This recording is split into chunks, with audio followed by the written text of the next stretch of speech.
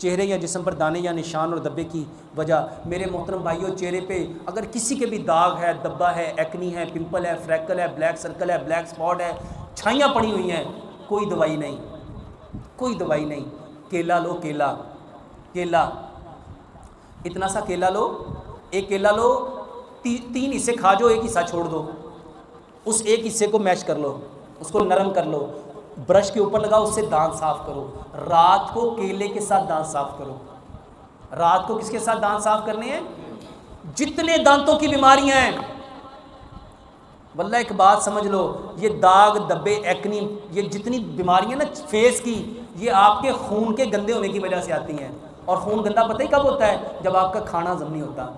جب آپ کا کھانا، جس کے دانت مضبوط ہوں گے، بتاؤ اس کا کھانا ہضم ہوگا کہ نہیں ہوگا؟ ایک لقمے کو 32 دفعہ چباؤ، ایک لقمے کو 32 دفعہ چباؤ، اور صبح اٹھ کے، بلکہ رات کو وہی جو کیلا لگایا تھا نا، اس میں تھوڑا سا کیلا اس کو بچا کے اپنے دانوں کے اوپر لگا لو۔ کیلے کو کہاں لگا لینا ہے؟ اس سے دانت بھی صاف کرنے ہیں، اور تھوڑے سے کیلے سے آپ نے چہرے پہ جہاں جہاں داغ دبے، پورے چہرے پہ کریم کی طرح۔